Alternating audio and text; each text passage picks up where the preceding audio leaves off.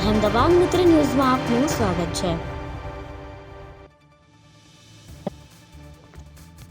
રાજકોટ જિલ્લાના પડગરી પાસે ઉકરડા નેકનામ રોડ પર આવેલ 6 વીઘામાં ફેલાયેલી સહારા યુનાઇટ પ્લાસ્ટિક કંપનીમાં વિકરાળ આગ લાગી હોવાની ઘટના સામે આવી।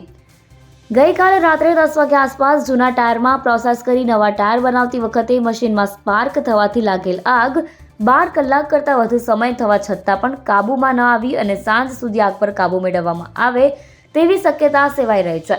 આગ પર કાબૂ મેળવવા માટે ગઈકાલ રાતથી જ રાજકોટ, મોરબી, જામનગર, ધ્રોલ, ટંકારા અને ગોંડલ ખાતેથી ફાયર ફાઇટરો બોલાવવામાં આવ્યા હતા અને પાણીનો મારો ચલાવવામાં આવી રહ્યો છે।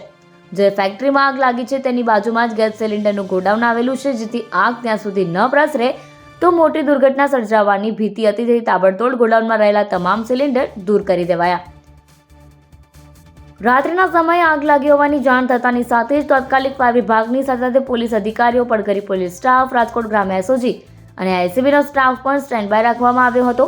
પડગરી પાસે ઉકરડા જતા રોડ પર સહારા યુનાઇટ પ્લાસ્ટિક નામનું કારખાનું આવેલું છે, તેમાં મોડી રાત્રિના ભીષણ આગ લાગી હતી, જેને કારણે અફરાતફરી મચી ગઈ હતી।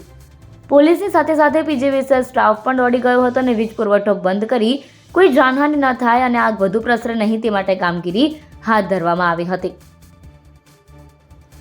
ઉલ્લેખનીય છે કે જે કંપનીમાં આગ લાગી તેની બાજુમાં જ ગેસ સિલિન્ડરનું ગોડાઉન આવેલું છે।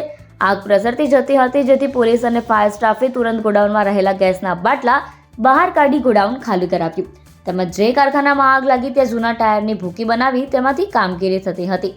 આગ લાગી ત્યારે ટાયરનો મોટો જથ્થો હતો, જેના કારણે આગ વિકરાળ બની ગઈ હતી અને ધુમાડાના ગોટે ગોટા કિલોમીટરો સુધી દૂર જોવા મળ્યા હતા।